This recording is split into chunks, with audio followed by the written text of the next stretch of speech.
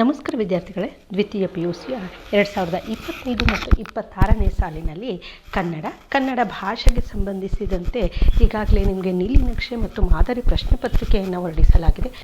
ಮಾದರಿ ಪ್ರಶ್ನೆ ಪತ್ರಿಕೆಯಲ್ಲಿ ನಿಮಗೆ ಕೇಳಬಹುದಾದಂಥದ್ದು ಕೇವಲ ನಿಮಗೆ ನೀಲಿನಕ್ಷೆಯಲ್ಲಿ ಕೊಟ್ಟಿರುವಂತೆ ಕೇವಲ ಗದ್ಯಗಳಿಗೆ ಸಂಬಂಧಿಸಿದಂತೆ ಮಾತ್ರ ಬಿಟ್ಟ ಸ್ಥಳಗಳು ಇರುತ್ತೆ.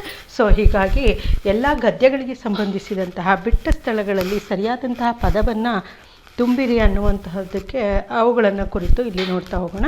ಮೊದಲನೆಯ ಒಂದು ಗದ್ಯ ಮುಟ್ಟಿಸಿಕೊಂಡವನು ಅನ್ನುವಂತಹದ್ದು. ಬಸಲಿಂಗನ ಹೆಂಡತಿಯ ಹೆಸರೇನು ಅಂತ ಇದೆ. ಬಸಲಿಂಗನ ಹೆಂಡತಿಯ ಹೆಸರು ಸಿದ್ಲಿಂಗಿ. ಬಸಲಿಂಗನಿಗೆ ಕಾಣಿಸಿಕೊಂಡಂತಹ ತೊಂದರೆ ಯಾವುದು ಅಂತ ಇದೆ. ಬಸಲಿಂಗನಿಗೆ ಕಾಣಿಸಿಕೊಂಡಂತಹ ತೊಂದರೆ ಅದು ಕಣ್ಣು ನೋವು. ಬಸಲಿಂಗನಿಗೆ ಮೊದಲು ಕಣ್ಣಿನಲ್ಲಿ ನೋವು ಡ್ಯಾಶಲ್ಲಿ ಆರಂಭವಾಯಿತು ಅಂದರೆ ಅದು ಎಡ ಕಣ್ಣಿನಲ್ಲಿ ಆರಂಭವಾಗುತ್ತೆ. ಮುಟ್ಟಿಸಿಕೊಂಡವನು ಕಥೆಯಲ್ಲಿ ಬರುವಂತಹ ಸರ್ಕಾರಿ ಆಸ್ಪತ್ರೆಯ ವೈದ್ಯ ಹೆಸರು ಡಾಕ್ಟರ್ ತಿಮ್ಮಪ್ಪನವರು.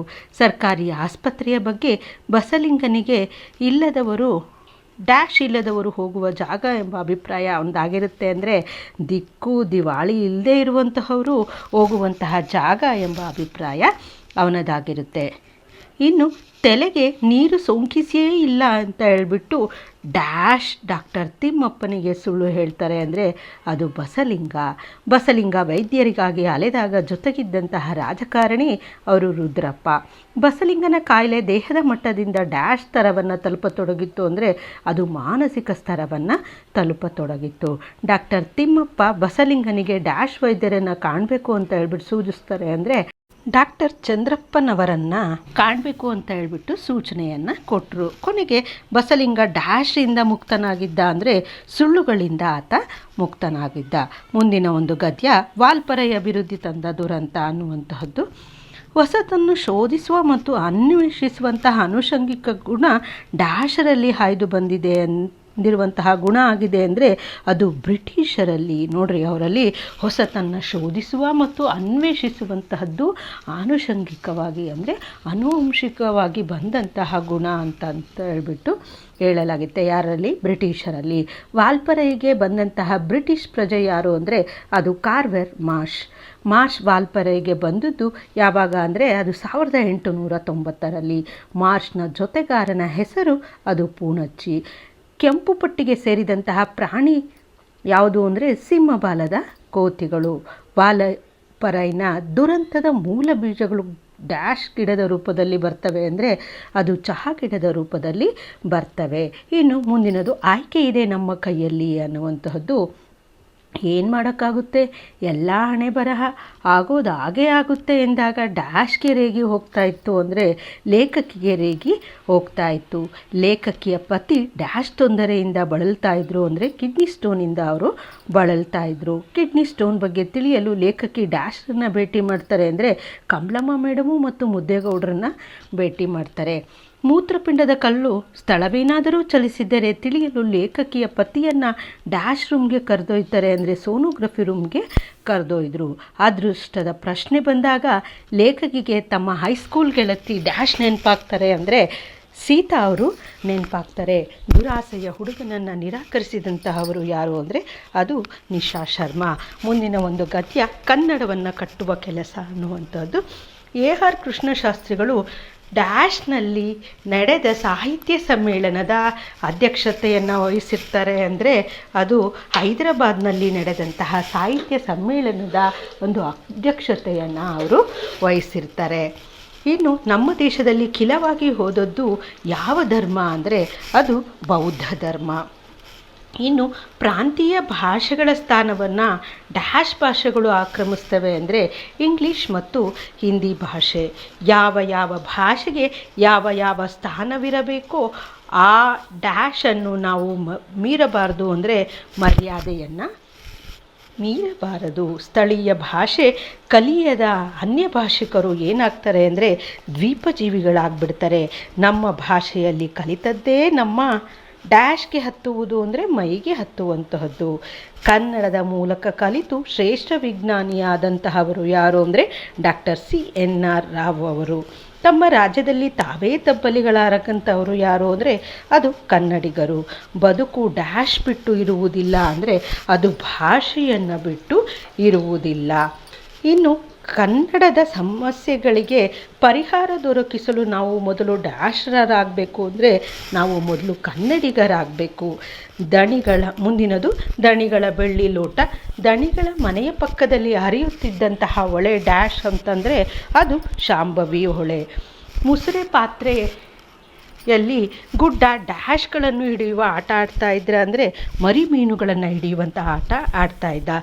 ದಣಿಗಳ ಹೆಸರು ವೆಂಕಪ್ಪಯ್ಯ. ಬೆಳ್ಳಿ ಲೋಟ ಲಪಟಾಯಿಸಿದ ಅಪವಾದವನ್ನು ಡ್ಯಾಶ್ನ ಕುಟುಂಬದ ಮೇಲೆ ಹೇರಲಾಗುತ್ತೆ ಅಂದರೆ ಕುದುಪನ ಕುಟುಂಬದ ಮೇಲೆ ಹೇರಲಾಗುತ್ತೆ. ಒಕ್ಕಲ ಮಕ್ಕಳನ್ನು ಎಂದಿಗೂ ಡ್ಯಾಶ್ ನಂಬುವುದಿಲ್ಲ ಅಂದರೆ ದಣಿಗಳು ಹೊಳೆಯ ಹೂಳೆತ್ತಲು ಡ್ಯಾಶ್ನಿಗೆ ಹೇಳ್ತಾರೆ ಅಂದರೆ ಕುದುಪನಿಗೆ ಹೇಳ್ತಾರೆ. ಬೆಳ್ಳಿ ಲೋಟ ತನ್ನ ಬಣ್ಣ ಮತ್ತು ಡ್ಯಾಶ್ವನ್ನು ಕಳೆದುಕೊಂಡಿತ್ತು ಅಂದರೆ ಅದು ಗಾಂಭೀರ್ಯವನ್ನು ಕಳೆದುಕೊಂಡಿತ್ತು. ದಣಿಗಳ ದಾಂಪತ್ಯಕ್ಕೆ ಡ್ಯಾಶ್ ಮೂಕ ಸಾಕ್ಷಿಯಾಗಿತ್ತು ಅಂದರೆ ಅದು ಬೆಳ್ಳಿ ಲೋಟ. ಮುಂದಿನದು ಬದುಕನ್ನು ಪ್ರೀತಿಸಿದ ಸಂತ ಅಂತ ಹೇಳ್ಬಿಟ್ಟು, ಭಗವಂತನ ಸೃಷ್ಟಿಯಲ್ಲಿರುವವರೆಲ್ಲ ಆತನ ಬಂಧುಗಳೇ. ಯಾರು ಅವರುಗಳ ಸೇವೆ ಮಾಡ್ತಾರೋ ಅವರು ಡ್ಯಾಶ್ ಹತ್ತಿರವಾದವರು ಅಂದರೆ ದೇವರಿಗೆ ಹತ್ತಿರವಾದಂತಹವರು. ಅಗತ್ಯ ಮಾಹಿತಿಯನ್ನು ಕ್ರೋಢೀಕರಿಸುವಂತಹ ಸೂಕ್ಷ್ಮ ಎಲೆಕ್ಟ್ರಾನಿಕ್ ಸಾಧನವೇ ಅದು ಚಿಪ್. ಕಲಾಂ ಅವರ ಆತ್ಮಚರಿತ್ರೆಯ ಹೆಸರು ವಿಂಗ್ಸ್ ಆಫ್ ಫೈರ್. ಅಂತಾರಾಷ್ಟ್ರೀಯ ಕ್ಷಿಪಣಿ ಕೇಂದ್ರವಾಗಿ ಹೈದರಾಬಾದ್ನ ಸಮೀಪದ ಬರಡು ಭೂಮಿಯನ್ನು ಸಂಶೋಧನಾ ಕೇಂದ್ರ ಡ್ಯಾಶ್ನಲ್ಲಿ ಸ್ಥಾಪಿಸಲಾಗುತ್ತೆ ಅಂದರೆ ಇಮಾರತ್ನಲ್ಲಿ ಸ್ಥಾಪಿಸಲಾಗುತ್ತೆ. ಇನ್ನು ಪ್ರಶ್ನೆ ಕೇಳುವುದು ಡ್ಯಾಶ್ದ ಅಡಿಪಾಯ ಅಂದರೆ ವಿಜ್ಞಾನದ ಒಂದು ಅಡಿಪಾಯ ಇದ್ದಾಗೆ.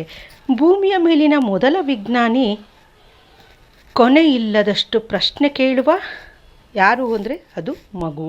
ಕಲಾಂ ಅವರು ರಾಷ್ಟ್ರಪತಿ ಹುದ್ದೆಗೆ ಆಯ್ಕೆಯಾದ ಸುದ್ದಿ ತಿಳಿದಾಗ ಅವರು ಡ್ಯಾಶ್ನಲ್ಲಿ ಇದ್ದರು ಅಂದರೆ ಅದು ಚೆನ್ನೈನಲ್ಲಿ ಇರ್ತಾರೆ. ಕಲಾಂ ಅವರನ್ನು ಶಾಲೆಗೆ ಕಳುಹಿಸುವಂತೆ ಪ್ರೇರೇಪಿಸಿದಂತಹವರು ಶಿವಸುಬ್ರಹ್ಮಣ್ಯ ಅಯ್ಯರ್. ಕಲಾಂ ಅವರು ವಿಶ್ವವಿದ್ಯಾನಿಲಯದಲ್ಲಿ ಸಂದರ್ಶಕ ಪ್ರೊಫೆಸರ್ ಆಗಿ ಅಣ್ಣಾಮಲೈ ವಿಶ್ವವಿದ್ಯಾನಿಲಯದಲ್ಲಿ ಪ್ರೊಫೆಸರ್ ಆಗಿ ಕೆಲಸವನ್ನು ಮಾಡ್ತಾಯಿದ್ರು. ಇನ್ನು ತಿರುಳುಗನ್ನಡದ ಬೆಳ್ನುಡಿ ಅನ್ನುವಂತಹದ್ದು ಮುದ್ದಣ್ಣ ಅರಮನೆಯಿಂದ ಬರುತ್ತಿರುವುದನ್ನು ಡ್ಯಾಶ್ ನೋಡಿದಳು ಅಂದರೆ ಮನೋರಮೆ. ಯಾವುದಾದರೊಂದು ಡ್ಯಾಶ್ ಕತೆ ಹೇಳಬೇಕು ಅಂತ ಮನೋರಮೆ ಹೇಳ್ತಾಳೆ ಅಂದರೆ ನಲ್ಗತೆಯನ್ನು. ಶೇಷನು ರಾಮಾಯಣದ ಕಥೆಯನ್ನು ಡ್ಯಾಶನಿಗೆ ಹೇಳ್ತಾನೆ ಅಂದರೆ ವಾತ್ಸಾಯನಿಗೆ. ಡ್ಯಾಶಕ್ಕೆ ಪ್ರಿಯವಾದ ಗದ್ಯದಲ್ಲಿ ಕತೆ ಹೇಳೆಂದು ಮನೋರಮೆ ಕೇಳ್ತಾಳೆ ಅಂದರೆ ಹೃದಯಕ್ಕೆ ಪ್ರಿಯವಾದಂತಹ ಗದ್ಯದಲ್ಲಿ ಕತೆ ಹೇಳಬೇಕು ಅಂತ ಮನೋರಮೆ ಕೇಳ್ತಾಳೆ. ಮನೋರಮೆ ಬಹುಮಾನವಾಗಿ ಡ್ಯಾಶ್ ತಾನು ಕೊಡುವೆನಂತಾಳೆ, ತನ್ನನ್ನೇ ತಾನು ಕೊಡುವೆನೆಂದು ಹೇಳ್ತಾಳೆ. ವಸುದೆಗೆ ಒಡೆಯನೆನಿಸಿದಂತಹವನು ಶ್ರೀರಾಮಚಂದ್ರ. ಇನ್ನು ಕನ್ನಡವು ಕಸ್ತೂರಿಯಲ್ಲವೇ ಅಂತ ಹೇಳಿದಂತಹವರು ಮನೋರಮೆ. ಹಳ್ಳಿಯ ಚಹಾ ಹೋಟೆಲುಗಳು ಅನ್ನುವಂತಹ ಗದ್ಯ. ಕಲಿಯುಗದ ಅಮೃತ ಯಾವುದು ಅಂದರೆ ಅದು ಚಹಾ. ಹಳ್ಳಿಯ ಚಹಾ ಪಳಾರದ ಅಂಗಡಿಯಲ್ಲಿ ಡ್ಯಾಶ್ ಕಾಲಿನ ಕುರ್ಚಿ ಇದೆ ಅಂದರೆ ಅದು 3 ಕಾಲಿನ ಕುರ್ಚಿ ಇದೆ. ಹಳ್ಳಿಯ ಚಹಾ ಪಳಾರದ ಅಂಗಡಿ ಬಳಿ ಡ್ಯಾಶ್ ಎಂದು ಗಕ್ಕೆಂದು ಇಲ್ಲಿ ನಿಲ್ತವೆ ಅಂದರೆ ಎತ್ತುಗಳು. ವೃದ್ಧರಿಗೆ ಮತ್ತು ಪೆನ್ಷನ್ದಾರರಿಗೆ ಡ್ಯಾಶ್ ಜಾಸ್ತಿ ಅಂದರೆ ಅದು ಬಾಯಿ ಚಪ್ಪಲ ಅವರಿಗೆ ಜಾಸ್ತಿ ಇರುತ್ತೆ. ಲೇಖಕರ ದೃಷ್ಟಿಯಲ್ಲಿ ಹಳ್ಳಿಯ ಚಹಾದ ಅಂಗಡಿ ಡ್ಯಾಶ್ ಇಲಾಖೆ ಇದ್ದಂತೆ ವಾರ್ತಾ ಇಲಾಖೆ. ಶಾಲೆಯ ಹೆಡ್ ಮಾಸ್ತರರ ಬಗ್ಗೆ ಡ್ಯಾಶ್ಯ ದೂರನ್ನು ಹಳ್ಳಿಗರು ಕೊಡ್ತಾರೆ ಅಂದರೆ ಮೂಕರ್ಜಿಯ ದೂರನ್ನು ಹಳ್ಳಿಗರು ಕೊಡ್ತಾರೆ. ಆ ಶಿವಶರಣಪ್ಪನಿಗೆ ಅಷ್ಟೊಂದು ಸುಂದರವಾದ ಹೆಂಡತಿ ಯಾಕಿರಬೇಕು ಎಂಬುದು ಡ್ಯಾಶ್ನ ಗೂಢ ಪ್ರಶ್ನೆ, ಕಲ್ಲಪ್ಪನ ಗೂಢ ಪ್ರಶ್ನೆಯಾಗಿತ್ತು. ಹಳ್ಳಿಯ ಚಹಾ ಪಳಾರದ ಅಂಗಡಿಯಲ್ಲಿ ಡ್ಯಾಶ್ ಸುದ್ದಿಗಳಿಗೆ ಪ್ರಾಶಸ್ತ್ಯ ಇಲ್ಲ ಅಂದರೆ ಲೋಕಲ್ ಸುದ್ದಿಗಳಿಗೆ ಪ್ರಾಶಸ್ತ್ಯ ಇಲ್ಲ. ಲೇಖಕರು ಹೇಳುವ ಹಳ್ಳಿಯ ಹೋಟೆಲಿನ ಹೆಸರು ಚಂದ್ರಭವನ. ಹಳ್ಳಿಯ ಚಹಾ ಪಳಾರದ ಅಂಗಡಿಗೆ ಭೇಟಿ ಕೊಡಬೇಕೆಂದು ಡ್ಯಾಶ್ ಅವರು ಹೇಳ್ತಾರೆ ಅಂದರೆ ಲೇಖಕರು. ಇಷ್ಟು ನಿಮ್ಮ ಒಂದು ದ್ವಿತೀಯ PUCಯ ನೀಲಿ ನಕ್ಷೆಯಲ್ಲಿ 2025-26ನೇ ಸಾಲಿನಲ್ಲಿ ಕೊಟ್ಟಿರುವಂತಹ ಎಲ್ಲ ಗದ್ಯಗಳಿಗೆ ಸಂಬಂಧಿಸಿದಂತಹ ಒಂದು ಬಿಟ್ಟ ಸ್ಥಳದಲ್ಲಿ ಸರಿಯಾದ ಪದವನ್ನು ತುಂಬುವಂತಹದ್ದು ಆಗಿತ್ತು. ಮುಂದಿನ ಒಂದು ವಿಡಿಯೋದಲ್ಲಿ ನಿಮಗೆ ಎಲ್ಲ ಒಂದು ಪದ್ಯಗಳಿಗೆ ಸಂಬಂಧಿಸಿದಂತಹ ಹೊಂದಿಸಿ ಬರೆಯಿರಿ ಅನ್ನುವಂತಹದ್ದನ್ನು ನೋಡೋಣ. ಧನ್ಯವಾದಗಳು.